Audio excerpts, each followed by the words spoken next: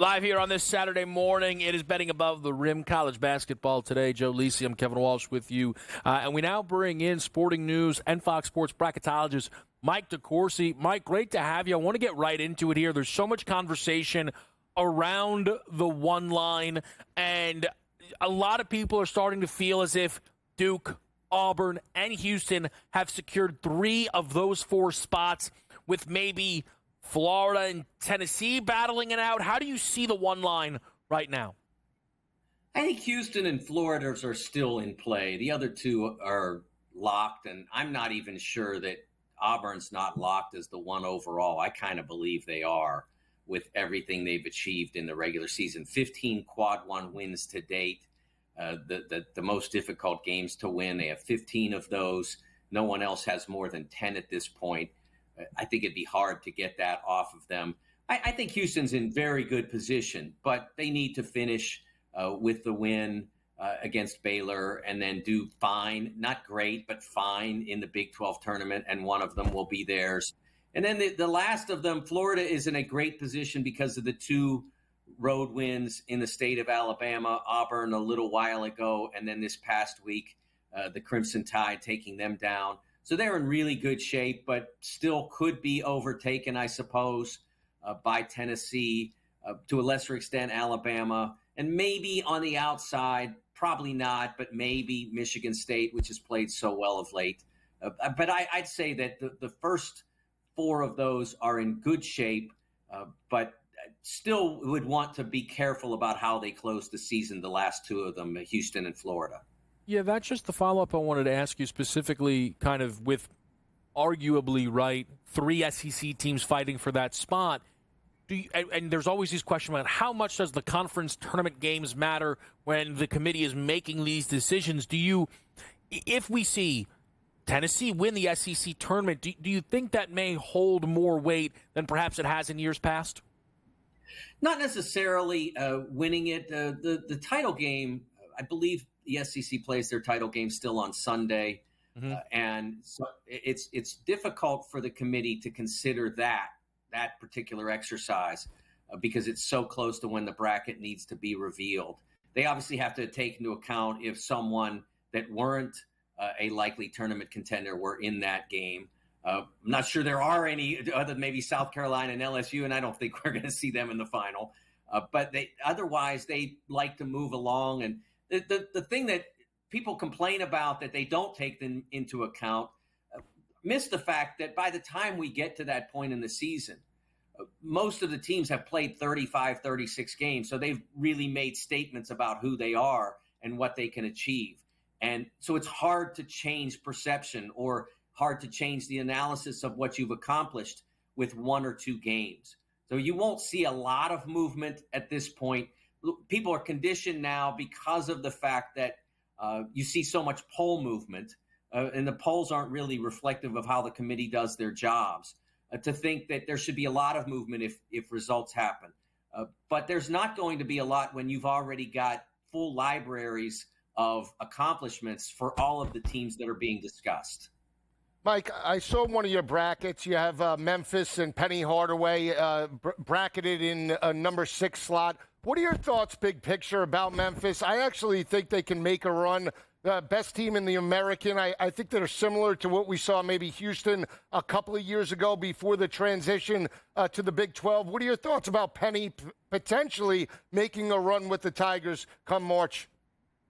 I like their group. I don't know exactly why they struggled to defeat, to totally dominate teams. That's something that they've really wrestled with. They haven't been able to keep up that intensity. It might have to do with depth.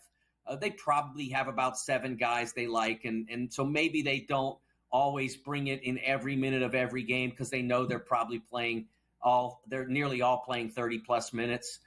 But they've beaten a lot of very good teams. They won at Clemson. Duke couldn't do that, and Kentucky couldn't do that. They made the final in Maui in a really thick field with teams like Michigan State and UConn. It was them and Iowa State, and it was them playing Auburn for the title. So I think that what they did needs to be more acknowledged. I am probably higher in my bracketing of the Tigers at this point than just about anybody is. And sort of waiting, if they lose, okay, then I can put them down where everybody else has them. But they don't lose. And so I think everybody needs to follow me. That's at least a 6 seed based on what they've achieved. Mike, let me ask you about the bubble. You know, of course, if Duke, North Carolina are going to go head-to-head, it's a huge game. But if you're North Carolina, you might need this one to crack through. Obviously, that's not an easy one to get. Is that how you view things right now for the Tar Heels, considering how big a win like this would be, but a loss potentially knock them outside of reach? Well, the way I look at it now, I finally had to put Xavier into my field. I like their team, but I don't like their resume. But I like it a little better than Carolina's because they've had slightly fewer opportunities against quad one opponents, but they've put out about the same number of victories. I think they each have one quad one win. So I don't want to put somebody in the tournament that has one quad one win. But after Boise State lost at home on Friday night to Colorado State, I didn't really have a choice. You look at the resumes for Nebraska and Texas, and they just aren't good enough at this point. Now, each of them still has opportunities to climb back. Texas against Oklahoma today is a huge game for them.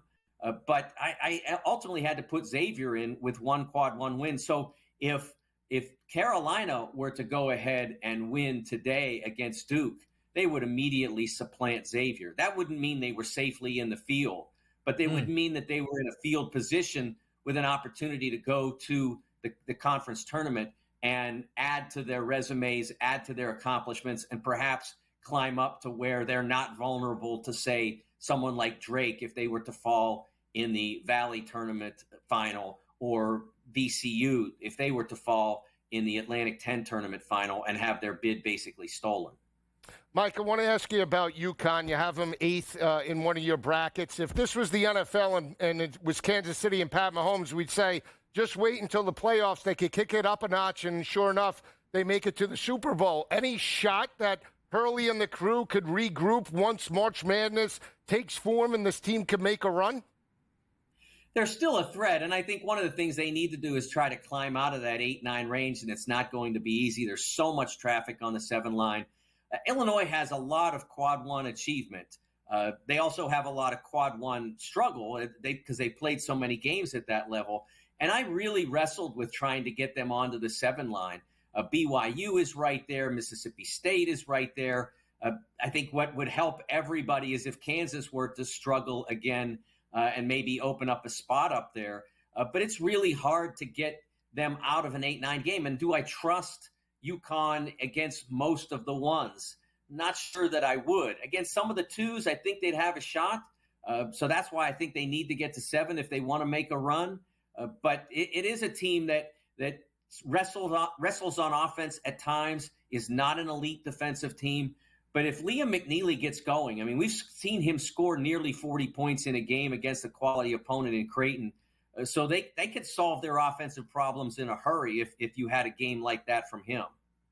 Yeah, they certainly would love to see Liam McNeely kind of step on the gas.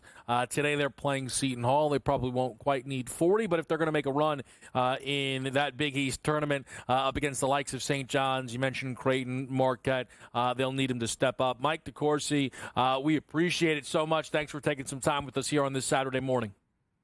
Thanks, guys. I appreciate it.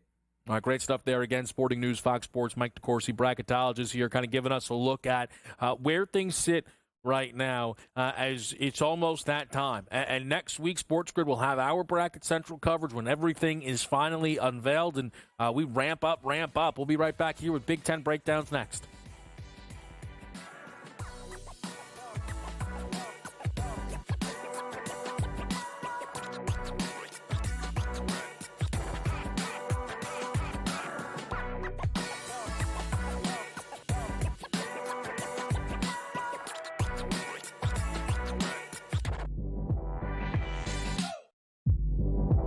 Philadelphia 76ers, they tried to play two different things. They tried to play contender, and they tried to play protect, control, and defense.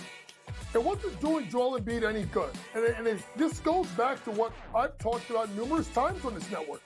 Why did they let him play in the first place? Why was he on the Olympic team?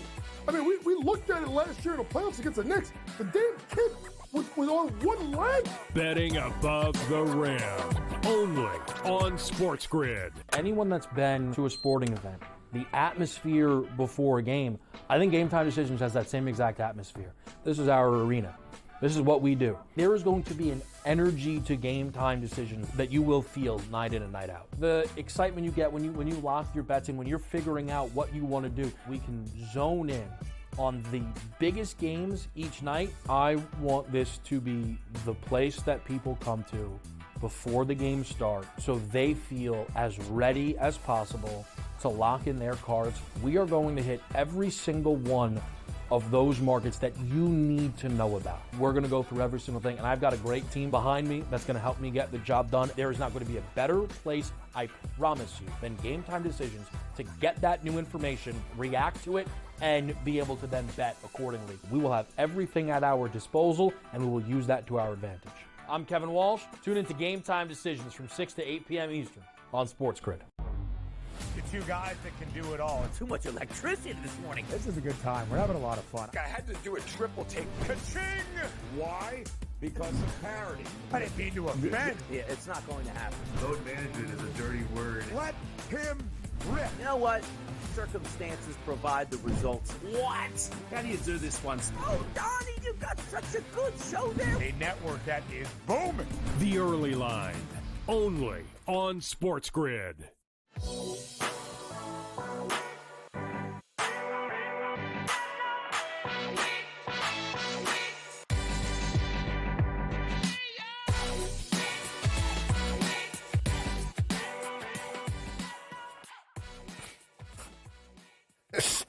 Big Ten breakdown time here. I know some on the edge of their seat, trying to see if it is going to be a Turtle Club type of day. The Terps, Maryland, up against Northwestern. Last week, look, here's, you pull that curtain. So, last week, Coach definitively told you Maryland was not going to get the job done against Penn State. Some folks were none too pleased about that. But now, Maryland is not laying a very short number on the road. They're laying a big number at home. And I got to tell you, Joe, I think it's all Northwestern here.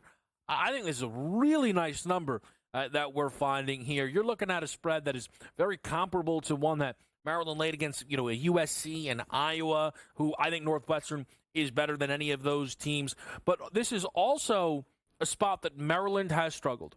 They are 0-3 against the number after beating a ranked Big Ten opponent. They just had themselves a big win against the Michigan Wolverines. I think they're in a potential upset spot here, but more so, I don't think they cover the double digits against the Wildcats. Yeah, I'm going to root it in for you because if I had to bet this game, I would lay it with Maryland. Now, the numbers and the trend does favor Northwestern. They've won 3 of the last 4. Yeah. They've played very well. They got victories over Iowa, Ohio State, Minnesota. They played very well against a good UCLA team, lost by 4. And some of their losses, you look at them, very close. Rutgers by 7, 9 to Illinois, 6 to Wisconsin. But I just think Maryland is a more athletic team. They haven't been playing well down the stretch. The loss to Michigan State stung. It took them a while to get back on track. 11.5 is similar to what we saw Miss State LSU last week. It was a very close first half game. Second half, Miss State pulls away and covers by a half. I would lay it with Maryland. But again, if you're on it, I'll root for the Northwestern, playing much better at the end of the regular season. Well, you are seeing look, I played it at 10.5. It's up to 11.5 now. So you are seeing that a little bit of extra love kick into the market there. But Northwestern, 8 of their 9 road Big Ten games have been inside double digits. So they've been fine, relatively speaking, on the road. And I just think it's been a sell spot for the Terps here, and I think it likely will be once again. Wisconsin, the other ranked Big Ten team in action against Penn State. You like this game, no? I'm starting to like it more and more, and I'm going contrarian. I've been going after this Wisconsin team and they've been hot, right? I did take them, Oregon against Wisconsin, won that matchup.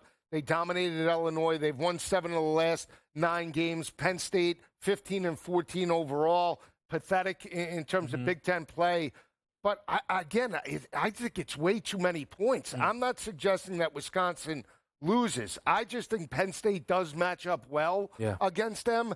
I like them plus the point. They might get run out of the gym, but I'm willing to take that shot with the Nittany Lions. Certain teams, again, we talk about styles make fights. Certain programs just step up. Wisconsin, Penn State's a very underrated rivalry, and I'll take the points with Penn State here. Yeah, look, I think that is a really tricky game for me because we know Penn State can get up and down, but they've had a very underwhelming season. Lost 9 of ultimately, the last 11. It's a stay away spot. There is one game that I don't want to say feels easy, but for me it's one-sided. It is Indiana or bust when we look at their game against Ohio State. I think these are comparable teams. Ohio State, I think, has had the better season. I think they're the better team metric-wise. But if you look right now across brackets, we can point to Mike DeCourcy's, who we just talked to. Both of these teams are play-in teams, right? Both of these teams would be playing in those first 4 games, 11 versus 11, right? I'll just throw the other out there, because it's obviously the most publicly known, is Joe Lunardi's bracketology. And in that, he has Indiana as one of the last 4 in, with Ohio State as one of the last 4 buys, at least at the most recent update. I don't think it would be wrong to – you could actually make an argument this is the biggest game on the slate today. I know that'll sound a little silly, but Auburn and Bama are in, right? Like, this is a – coin flip-ish spread between 2 bubble teams going head-to-head. Indiana has surged, specifically the Purdue victory that I think really changed a lot of people's hopes and dreams of what this year could be, potentially for the Hoosiers. I'm a little surprised it's the number is what it is, because we've seen how expensive home court advantage can be in college basketball. I thought Indiana might be closer to 4, sitting now at 2.5. Yeah, it is. And that's on the rise a little bit. You're right, but they've won 4 of the last 6. They beat Michigan. Last month and a half of the season, Hoosiers have been playing very well. They beat Michigan State 71-67. You mentioned the second half against Purdue. They trailed that first half by 13 points early. They came on and dominated the Boilermakers in a rivalry game. Since that point, they've been playing much more consistent. Couldn't get the victory on the road against a very good Oregon team. That being said, they should dominate Ohio State today. Why is it less than – it's right 2.5, less than 3. That's a fishing line to me. I don't want any part of this just because I don't have enough confidence in Indiana, just because they're playing much better. As a whole, they haven't lived up to expectations. Woodson, I don't know if I could get behind them today. Yeah, I'm not sprinting to the window, but it's certainly a game I'm looking at. I want to just throw this out there. Tomorrow, you will see Michigan State, Michigan. Oh, I think it looks like it's going to be 6.5 for Sparty. Michigan State's win against Iowa in a game that beat me. Man, some of these games, man, these slow first halves, I pick my head up. Oh, okay, there's another basket. Smash job. Another basket, right? But for Michigan State, with that win, they did clinch the Big Ten regular season championship. Now, you would think, but they're not going to look past Michigan. And Michigan sure could use, stop the bleeding spot, right? Yeah. This is a team that's lost 3 of their last 4 home games, including to Michigan State, lost 2 in a row to Illinois and Maryland. My thought would be Michigan, but I thought I would get again, right now I'm seeing 6.5. I thought I'd get a better number than that. You thought 8 in a rivalry game? I was hoping. Here's the way I would play it, though, because I can dream, can't I? And I think the game that really kicked Michigan down was that Sunday afternoon against Illinois. That was an undermanned Illinois team. But I would take the points. Take them first half, maybe. All right. Conference tournaments. OVC, AVC, CBC. It's all next, baby.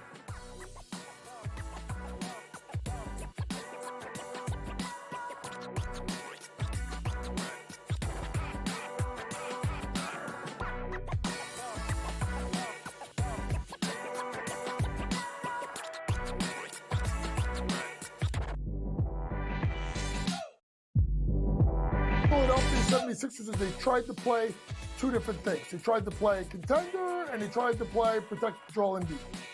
It wasn't doing Joel Embiid any good. And this goes back to what I've talked about numerous times on this network. Why did they let him play in the first place? Why was he on the Olympic team? I mean, we looked at it last year in the playoffs against the Knicks. The damn kid was on one leg. Betting above the rim. Only on SportsGrid. Anyone that's been to a sporting event, the atmosphere before a game, I think Game Time Decisions has that same exact atmosphere. This is our arena.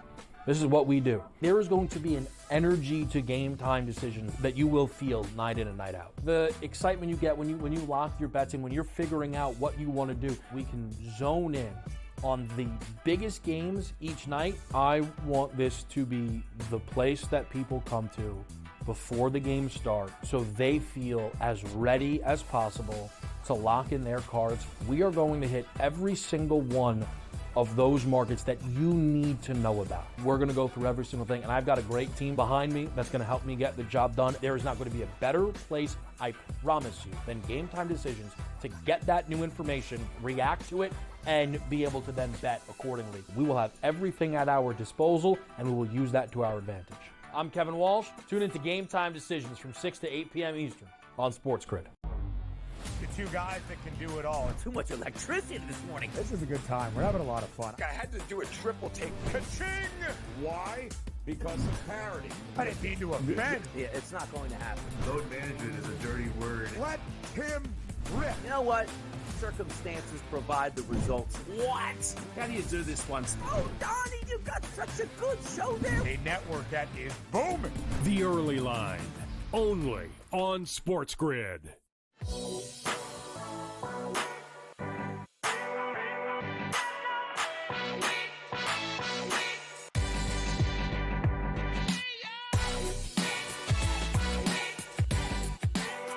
Wow, wow, wow. It is the time that you have all been waiting for.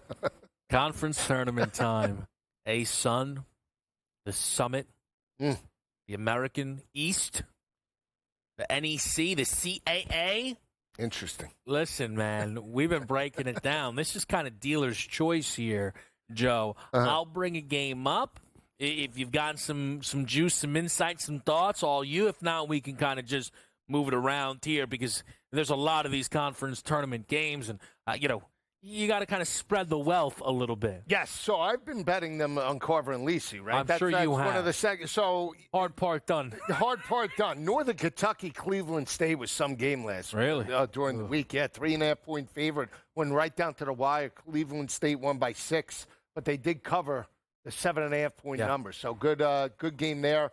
Valpo with the upset last night. I had them first half. They led 29-23 as a 4.5-point underdog in the first half. So some of these games potentially, set up correct. You look at the matchup today, Belmont and Drake. That's an interesting one. You have Belmont that's won 4 straight like that by game. 8.5 points per game. Drake like has won 10. Excuse me, not 10. They've won 5 straight by an average margin of victory of 10.5 points per game. But you look at the last time they played, the Drake smashed them 65-46. This line opened up at 5.5. It's up to 7.5. The Drake. I like the Drake today. Do you? I do. Would you believe that the first game you bring up, I'm on the other side? Like this Belmont. That's why I did. Listen. It's up to 8.5 trending. Okay. Smash job. The Drake. Belmont, for me, so Drake is the slowest team in college basketball. Methodical. I'm wondering if Belmont can speed them up a little bit, comparable to what we saw the Sycamores do. Indiana State, who's a faster version than Belmont, but I also think not as good as Belmont overall, not as efficient as Belmont overall. But we saw them in their most recent battle at Drake lose, but only by 4 in overtime, despite catching 11.5. That is one of 2 games in the MVC today. The other is Bradley Valpo. Valpo, a 1-point but very noteworthy upset of Northern Iowa, who's supposed to be a real challenge for Bradley. That game would have been closer to pick, so keep your eyes on that. The OVC is the only final we have today. I like the favorite, Southeast Missouri State. I'm laying the 2.5. This is what we saw Southeast Missouri State just laid a Little Rock. I think Little Rock is better than Edwardsville. I think Missouri State, the Redhawks, got a loss out of their system. Once they had everything clinched up, they lost the regular season finale to Eastern Illinois. They are just a better team in every way than SIU Edwardsville. I think they get the job done and clinch the first ticket to the NCAA tournament here. Lisi, anything in the Northeast potentially, the Big South maybe, the Summit? Where else would your eye go? Yeah, had me looking last night, the WCC. Yeah. I actually like Pepperdine right now. I think they're playing Mo Odom with 31 the other night against Portland. Yeah. Oregon State, to me, is not worthy of a 12.5-point number. They lost 2 straight. Pepperdine has won basically, I believe, 2 straight. They're averaging 73 points per game. Odom's a hot player. They're catching 12.5 today. Yeah. Just seems like way too many points. Wouldn't shock me if they potentially strike the upset. Yeah, for me, shut up and dance spot. That's the St. Thomas, Minnesota Tommies against North Dakota. We mentioned the North Dakota upset over the top-seeded South Dakota State Jackrabbits due to the 51 piece from Eagle staff. I like the over in this game a lot. It's 155.5. It opened at 157.5. This is the same total as when we just saw North Dakota play against South Dakota State. I think we get more offense with St. Thomas out there on the floor. I love the over 155.5. There's the notes. Over the one. Whoa! Party Bump over. it up. You talk about St. Thomas, too, has won 3 straight by an average margin of victory of 13 points per game. So it should be a very good matchup, but I think points are plenty as well. The other one, too, I would, when you look at Loyola, Maryland, and Wazoo, I would lay the 3.5 with Wazoo. I know they haven't been playing well. Short number. I think they're more athletic. I think they win this ball game by double digits. For those looking for a little local flavor there, the CAA, I can't get involved in Hofstra, Monmouth. I can get involved in Campbell and Delaware. Give me the dog. Give me the Blue Hens. I think Delaware wins that game outright. And then lastly, Radford, I think they can slow High Point down a little bit. We're catching 9.5, baby. So we are in the mix with a head-to-head Belmont the Drake. Kendrick Lamar Belmont, that's what they're calling it all of a sudden. Here we go, baby. Let's keep breaking it down. Some Final Four talk on SportsGrid.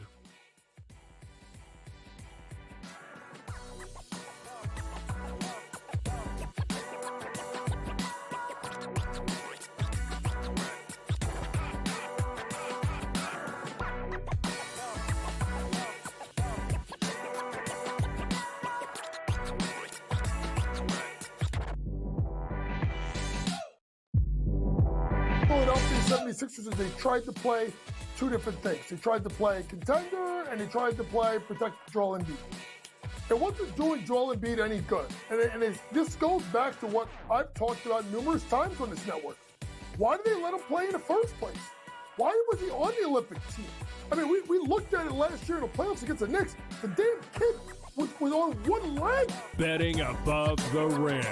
Only on SportsGrid. Anyone that's been to a sporting event, the atmosphere before a game, I think Game Time Decisions has that same exact atmosphere. This is our arena.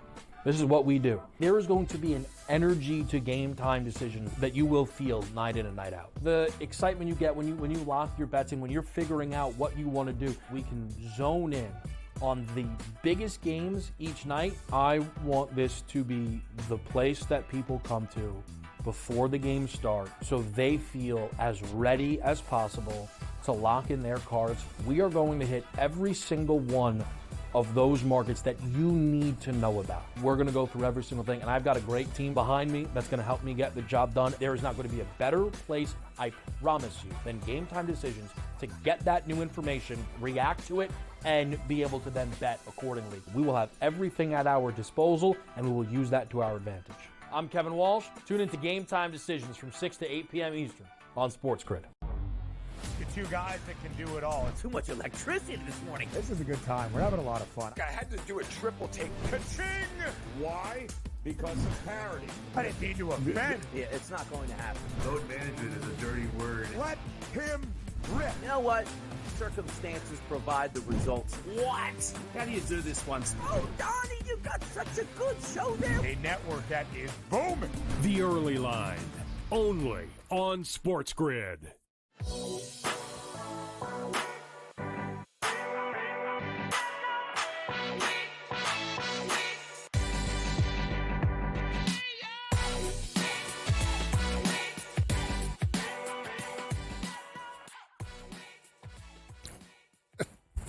All right, we're back with you right here on Betting Above the Rim. College basketball today, Joe Lisi and Kevin Walsh. We're about a half hour until we tip off a lot of these big games, and we will reset those for you. We will get the best bets for you, our favorite player prompts, and then it's going to be the producers taking control of the three-man weave. Wow. We lost our third. Yeah. So, I passed He's with us in spirit. He's with us in spirit tonight. The hawk flying in, the special. Let's get right into some Final Four breakdowns, though, before we get back to today's slate specifically, because it's a very popular market throughout the year, Joe, for people to grab Final Four tickets. I have one myself.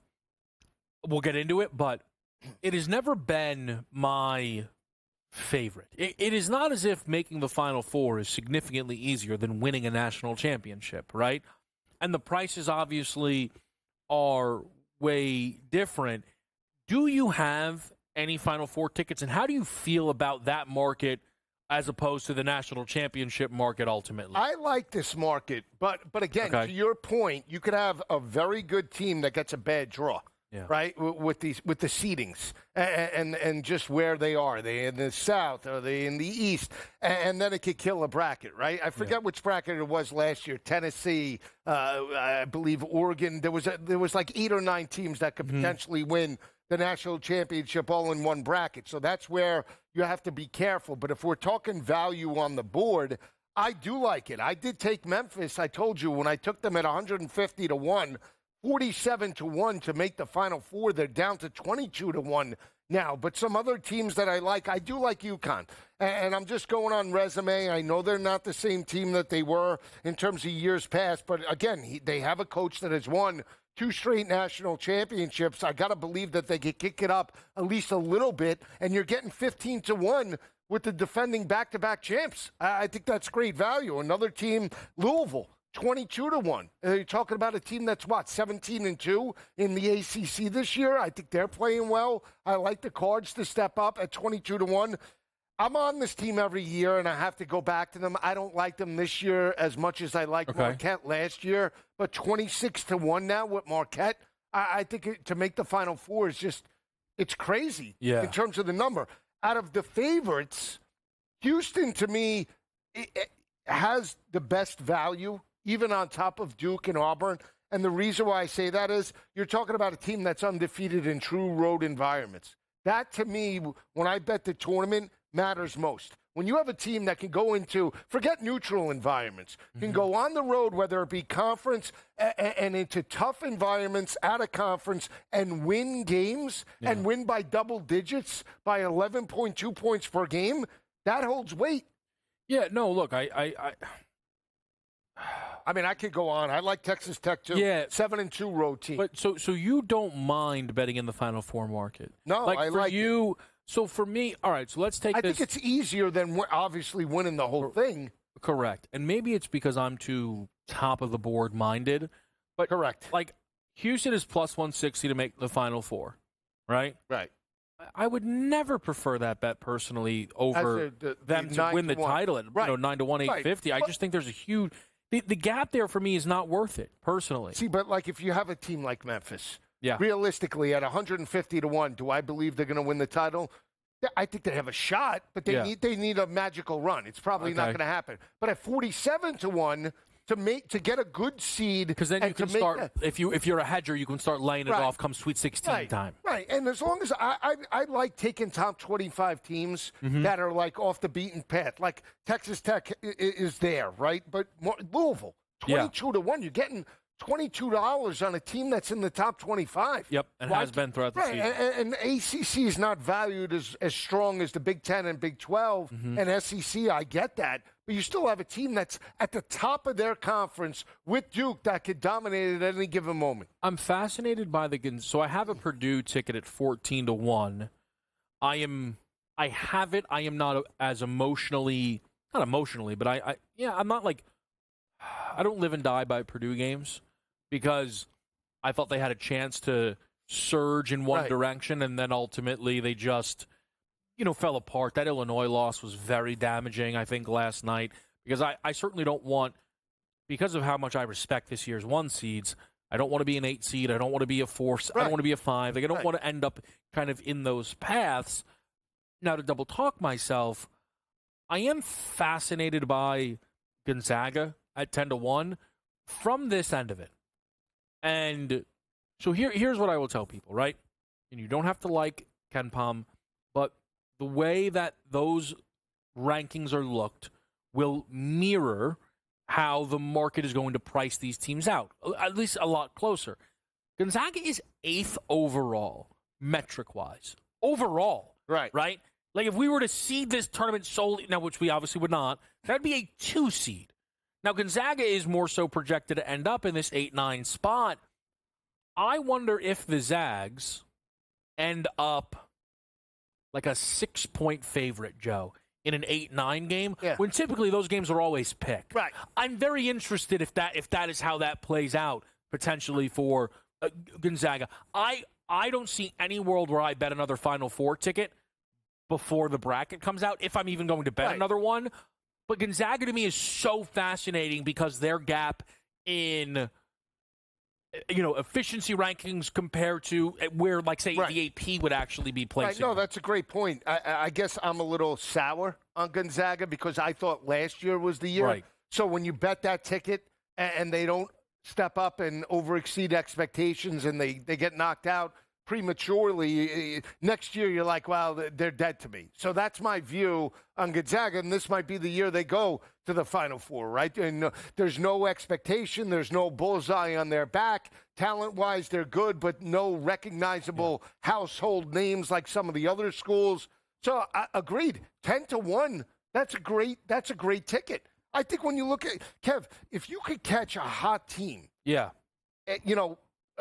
and I'll just throw a team out there like Arkansas. They're starting to trend a little bit better now. They go through the SEC somehow, some way. They win the conference. Now, all of a sudden, at 70-1 to make the Final Four. And I'm not suggesting that Arkansas is that team. I'm just they're playing much better now than they were at the start of the year. You could catch that value. Mm-hmm. Now it's not going to be there come tournament time. One upset, the price gets cut in half. No, you're 1,000% correct. See, like, I think even that is very interesting. Is if you grab one of those bubble teams about will they, won't they make it? Right? We look at one of the teams in our big games today, but that's North Carolina. I don't know even if I like this North Carolina. I don't really think I like them that much. They are, in my estimation, though. So again, like, if they beat Duke today, I can't see a world where they miss the tournament. That brand recognition. It's North Carolina. It's almost like Georgia when we talk about college football playoff. If they're on the bubble with a team that's outside the top 25, they're going to give it to North Carolina. Like, they are right now minus 115 to make the tournament. They set it 130-1 to make a Final Four. I mean, if UN's number and here, so the benefit of grabbing those bubble teams, those 11s, is what happens. You have your 11-11 game, right? Obviously, those are kind of booked as coin flips. But 6 versus 11 games are very rarely viewed as like, you're not catching 8, 9 in spots. Like, you're just not. Right. Those end up being not necessarily favorable matchups, but very winnable games. And then all of a sudden, we see this all the time. It's like, oh, well, the 11's playing a 14 now as opposed to playing a 3 seed. Like, you see how those things can kind of break right for you, and the next thing you know, now you're playing in the Sweet 16, you're sitting on 130. So, and you're like, look, I know I'm not winning the Final Four, but I got 130-1 on a team that won 2 games. I only needed 2 wins. And coaches matter. I think coaches' resumes are Rick Barnes. Undoubtedly. You're going to bet Rick Barnes. These guys never lived up to expectations. 23-1 on UCLA with Mick Cronin has some taste. Big game tonight with USC. We're going to get to it all of the games on our card today, the big ones next right here on SportsGrid.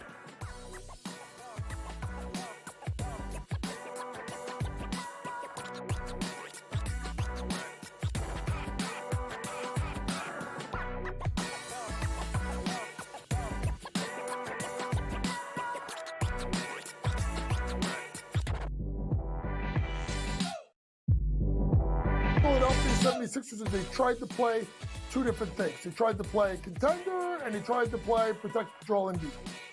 It wasn't doing Joel Embiid any good. This goes back to what I've talked about numerous times on this network. Why did they let him play in the first place? Why was he on the Olympic team? I mean, we looked at it last year in the playoffs against the Knicks. The damn kid was on one leg. Betting above the rim. Only on SportsGrid. Anyone that's been to a sporting event, the atmosphere before a game, I think Game Time Decisions has that same exact atmosphere. This is our arena. This is what we do. There is going to be an energy to Game Time Decisions that you will feel night in and night out. The excitement you get when you lock your bets in, when you're figuring out what you want to do, we can zone in on the biggest games each night. I want this to be the place that people come to before the games start so they feel as ready as possible to lock in their cards. We are going to hit every single one of those markets that you need to know about. We're going to go through every single thing, and I've got a great team behind me that's going to help me get the job done. There is not going to be a better place, I promise you, than Game Time Decisions to get that new information, react to it, and be able to then bet accordingly. We will have everything at our disposal, and we will use that to our advantage. I'm Kevin Walsh. Tune into Game Time Decisions from 6 to 8 p.m. Eastern on SportsGrid. The two guys that can do it all. Too much electricity this morning. This is a good time. We're having a lot of fun. I had to do a triple take. Ka-ching! Why? Because of parity. I didn't mean to offend. Yeah, it's not going to happen. Load management is a dirty word. Let him rip. You know what? Circumstances provide the results. What? How do you do this once? Oh, Donnie, you got such a good show there. A network that is booming. The Early Line. Only on SportsGrid.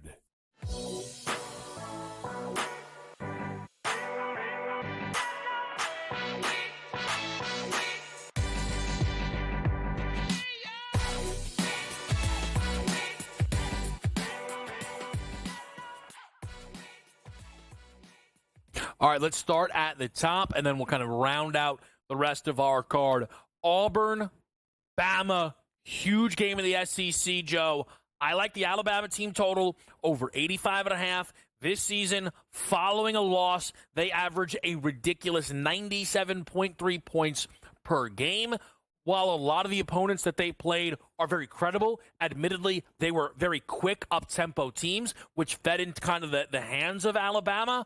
But that is still more than 10 points higher on average than what I need today to get through a team total. And the team total is how I kind of respect what could be a very focused and locked-in Auburn offense, the best in the country. If they score 100, it might be tough for Bama to cover, but I think Bama in their own right can score 100 in any game, so I'm going to play the team total. I like the look. I'm on Bama plus the points. I think they're going to be in this game from start to finish. I know they lost back-to-back games to Tennessee, and I lost it. Who they lost to last week, but it doesn't matter. They lost by 4 points per game. Florida the other night, yeah, 3.5. Yeah. There you go. They lost, but I think they're in this game from start to finish. Again, on the road rivalry game, they lost 94-85 to Auburn at home in Tuscaloosa. I think they push tempo. I think they shoot threes plenty, and I think they really dictate on the road. I don't know if they win, but the 7.5 to me, Kev,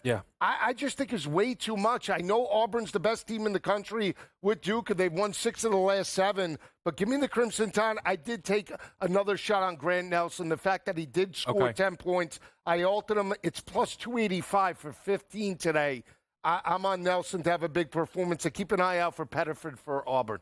Very interested to see if Chani Broome can bounce back. He needs a big performance and a win to just keep pace with Cooper Flagg, who goes to North Carolina for the first and what should be the final time in his career.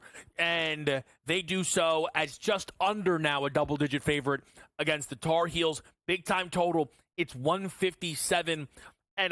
I have a look towards a Duke team total under that I've not played yet. I'd like for that thing to get up to maybe an 85.5, maybe at least at the 84.5s aren't as expensive as they are right now. What are you looking to pull the trigger on here, Joe? I'm going to take the points with North Carolina. We talked about them winning right now 6 straight games by an average margin of victory of about 17 points per game. They've won 5 straight home games. rivalry game. Last time they were in Durham, they did not play well. They fell behind by 20-plus points as a 13.5-point underdog on the road, lost by 17. I think you get a much better effort, especially the fact that they're a bubble team. I think they slow the tempo down. Give me North Carolina. Again, I don't know if they win, but I like 9.5, 10 points with the Tar Heels at home. Yeah, look, this was a number that was, I think, 11.5 late last night, so certainly some of that UNC money has come in. Kentucky, Missouri is a head-to-head battle of ranked teams in SEC action that starts our slate off. And I think now even I have to start to play. Now, so I liked Kentucky, but I didn't know if I needed to bet him at a 4.5 number. 6.5, you're talking about 2 possessions here. I understand Missouri is home. Again, what are we doing, man? Home court advantage is worth 7 points? Like, it's a lot. These are these are what? Even basketball teams, right? I think some would lean Kentucky, but if you call them even, 6.5 just because Mizzou's playing on their floor? Come on. No, and they haven't been playing well. It's one thing if Missouri's been playing well. They've lost 3 of the last 4 games. And again, you have an up-and-down Kentucky team. I understand they haven't stepped up this year, but I still think now where the line opened up at 4.5, and now we're seeing 6.5s in the market basically overnight, I think Kentucky could be in this matchup from start to finish. Again, tempo-wise, I lean to the over in terms of this ballgame. But I'll take the Wildcat. Again, it wouldn't shock me if they strike the upset. I'm just not sold on Missouri. Big picture, I know they're a much better home team than they are on the road. But again, they're starting to fall apart at just the wrong time. Down the stretch, the better competition. Give me the Wildcats. I like them outright today, too. Marquette St. John's is a big game. It's going to be involved in our best bet breakdown. So I'm going to pause that there. One big game that we haven't even had the chance to get to yet today, Joe. Florida, Ole Miss. I'm on a Florida first half team total under at 40.5. You might be able to find better out there now. Here's the deal with the Gators, man. This team, you look at these games, you go, whew, that's a little big. And at some point, they just kind of pull and roll away. But I've seen them start slow offensively in these games. Think back to, there's a few other spots there that you can kind of find throughout the Florida schedule. I'm going to play a first-half team total under against a balanced Ole Miss team who I think can relatively keep them in check. Yeah, the fact that they're at home, you're seeing a big number, right? The premium. And think about last week when they played A&M, they laid 9.5, right? Right before tip-off, that game opened at 9.5. I think you saw 10.5 before that tip-off last Saturday. But again, 11.5 coming off a team in Ole Miss that got the 78-76 home win over Tennessee, going on the road now. To me, and I know that Ole Miss got blown out by 30 to Auburn. I understand that. But to me, it's way too many points. Conference game. I like the Rebels here. It's one of my better bets in terms of the later matchup. It was going to be a best bet on the show. I think the Rebels can make this a 2-half type of game. It wouldn't shock me if it goes down to the last possession. Look, that win against Tennessee was a game changer when we talk about the one line, who can be on it. It really boost up Florida, and if you are Florida, what a perfect spot to catch Ole Miss off that win. And when you're likely competing head-to-head with Tennessee for that other spot on the one line, right after Ole Miss beats Tennessee, if they do end up covering, even if they don't cover, they win that game by 6, 7, 8 points, right? Whatever it might be. And certainly we know how it could change things by margin. We're going to go through some other stuff, but is there any other game, Joe, that we didn't get to hit on, mention, throw out that you want to mention to people? Stanford right now. I know they're playing well, but they're going up against a buzzsaw in terms of Louisville right now. Louisville's won 8 straight by 14.8 points per game. They've won 9 straight home games by 10.8 points per game. I like the Cardinals here. I think they dominate this matchup playing at home. I like Louisville, and I'm going to close my eyes, Kev. Can't believe. I know SMU's the better team. I know Florida State's lost 4 straight. 3.5 as a home dog. Give me the Seminoles outright over SMU. I would look at Stanford's lead man, Maxime Renewed, to get over the 19.5. I like the Clemson first half team total over 37.5. Best bets, 3-man weave, all next right here on SportsGrid.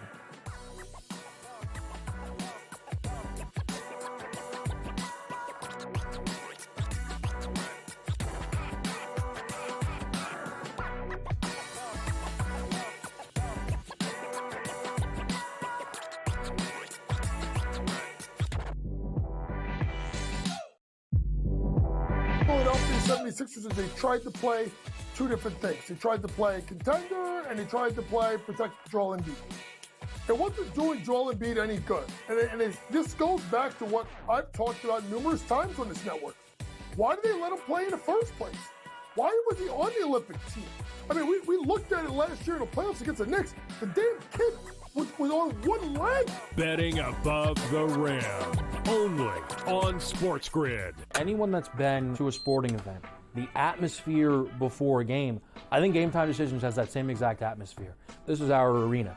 This is what we do. There is going to be an energy to Game Time Decisions that you will feel night in and night out. The excitement you get when you lock your bets in, when you're figuring out what you want to do, we can zone in on the biggest games each night. I want this to be the place that people come to before the games start so they feel as ready as possible to lock in their cards. We are going to hit every single one of those markets that you need to know about. We're going to go through every single thing, and I've got a great team behind me that's going to help me get the job done. There is not going to be a better place, I promise you, than Game Time Decisions to get that new information, react to it, and be able to then bet accordingly. We will have everything at our disposal, and we will use that to our advantage.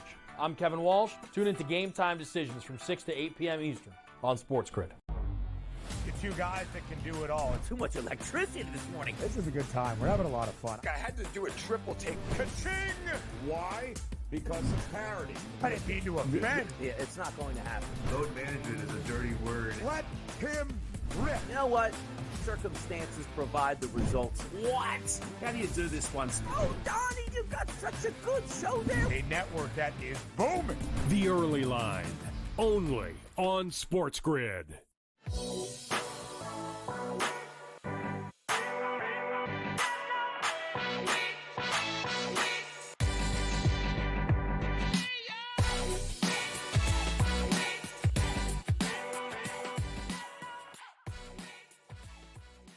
All right, it's Best Bet. It's three-man weave time right here to close out Betting Above the Rim college basketball today. Joe Lisi, I'm Kevin Walsh. Joe, your best bet is in a very big game that's about to tip off in just a couple of minutes. Let the people know. Last time Marquette and St. John's played, it was 134 points, 70-64. It was a dead under. We saw Marquette last 10 games of the regular season, unders 138.9 total points per game. We saw this open at 141.5. It's up to 144.5. Guess what, Kev? Party over, baby. 150 plus. Yep, we'll play. You got it. A lot of mushes on the under. Give us the over, Marquette Johnnies. Johnnies have won 5 straight by 12 points per game. They come to play today as well. Look, I am in support of the look there. I'm in support of the look. I was thinking about a Marquette team total, kind of a blend of some of the action that we're hearing out there. For me, though, that best bet. Jubilation for the Jayhawks. They're jamming at the Jamboree. Joy, joy, joy. Here we go. Lay the 3.5. I don't even think Kansas ever wore those uniforms before that. I see Hunter Dickinson wear. Was it a practice uniform? It's going to be practice out there against Arizona. I think that this is a smash route and roll spot, as it has been for this team when they've absolutely needed it at home. We saw that when they played NC State early season, when they beat Iowa State at home by 17, when they smoked Oklahoma State by a 32 spot. This team has lost 2 in a row, including their most recent home game. Beating Bill Self at Fog Allen is tough. Trying to become the second straight team to beat Bill Self at Fog Allen sounds nearly impossible. I think 3.5 is a light number here. This is what Kansas had laid to Texas Tech, who I think is comfortably better than Arizona. I think this, again, you see how much home court advantage is seemingly worth in the game between Missouri and Kentucky.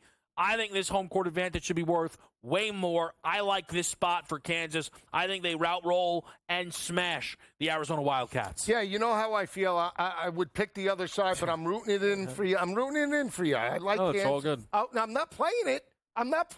Yeah. But I do have now, though. We well, gotta. Let's see how the 12 o'clocks go, and then we can battle back. I really like Ole Miss, but I'll root it in for you. Yeah. I mean, I do have the 3-man weave as part of this game. Right, so let's get right to that. The 3. Let's go. At least he was practicing his passes before. Look at this. Look at this. Look at that. Yeah, look at this. Me in the back. Chubby Johnson, that's what they call him. All right, here we go. Three-man. I wonder if they could hear us talking through that whole thing. I hope so. So it's going to be myself, Joe, and the producers came to a conclusion. They do college football. So very nice of them. I think everybody has their kind of own within their heart, but they settled on one after much deliberation. We'll go to yours first, though, Lisi, for the three-man weave. Yeah, so Caleb Love, right, coming off a 21-point performance in the 113-100 win over Arizona State. Shot 4 of 7 from three-point land, right? You look at 3 threes today, it's minus 114. It's plus money for him to hit 4 threes. If Arizona is going to win this game as a 3.5-point underdog, they need Caleb Love to put in points, but more importantly, from beyond the arc. And you look at the performances, 21, 23, 27. 3 of the last 5 games he's shot and scored more than 20-plus and over 50% last week in terms of three-point land. I think he breaks through. 4 threes tonight for Caleb Love. All right. You don't like it? Nah, well, listen. You don't like it? Here's the thing. 57%, 50%, 44%. He's only had 2 games over the last 5, 20% and 14%. Gutless effort. Sounds like he's due. Sounds like he's due. I like a current North Carolina Tar Heel. That is Ian Jackson to step up. 12-plus points at plus 105. I think Ian Jackson can earn 25, 28 minutes potentially because I think he's one of the best players on this North Carolina roster, and Hubert Davis will need him if they're going to compete with the length and the athleticism that Duke presents on a nightly basis. As long as he gets those minutes, Ian Jackson will make good on the opportunity. And then Montinovich, Iowa State. What is that? 2+ made threes minus 122. Little expensive from the boys in the back. Iowa State sharpshooter to knock down a couple. How do we feel there, Lisa? I like it. Rooted in for the producers, you know. I know who's pulling the trigger back there, so I feel confident about that pick. Listen, I also just think of all the conference tournament games that we covered, favorite from that bunch?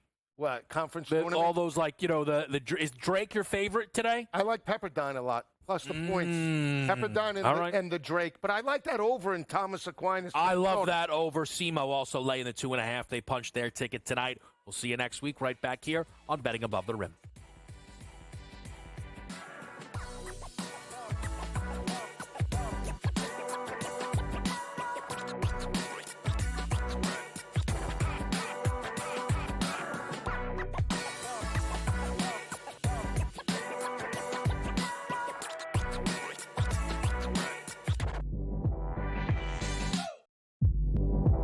Sixers is they tried to play 2 different things. They tried to play contender, and they tried to play protect Joel Embiid. It wasn't doing Joel Embiid any good. And this goes back to what I've talked about numerous times on this network. Why did they let him play in the first place? Why was he on the Olympic team? I mean, we looked at it last year in the playoffs against the Knicks. The damn kid was on one leg. Betting Above the Rim, only on SportsGrid. Anyone that's been to a sporting event, the atmosphere before a game, I think Game Time Decisions has that same exact atmosphere. This is our arena. This is what we do. There is going to be an energy to Game Time Decisions that you will feel night in and night out. The excitement you get when you lock your bets in, when you're figuring out what you want to do, we can zone in on the biggest games each night. I want this to be the place that people come to before the games start so they feel as ready as possible to lock in their cards. We are going to hit every single one of those markets that you need to know about. We're going to go through every single thing, and I've got a great team behind me that's going to help me get the job done. There is not going to be a better place, I promise you, than Game Time Decisions to get that new information, react to it, and be able to then bet accordingly. We will have everything at our disposal, and we will use that to our advantage. I'm Kevin Walsh. Tune into Game Time Decisions from 6 to 8 p.m. Eastern on SportsGrid. The 2 guys that can do it all. Too much electricity this morning. This is a good time. We're having a lot of fun. I had to do a triple take. Ka-ching! Why? Because of parity. I didn't mean to offend. Yeah, it's not going to happen. Load management is a dirty word. Let him rip. You know what? Circumstances provide the results. What? How do you do this one? Oh, Donnie, you got such a good show there. A network that is booming. The Early Line. only on SportsGrid.